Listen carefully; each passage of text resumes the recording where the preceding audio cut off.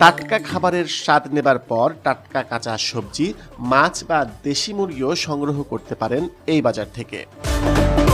কারণ শহুরে জীবনে এই ধরনের টাটকা জিনিস পাওয়া মুশকিল।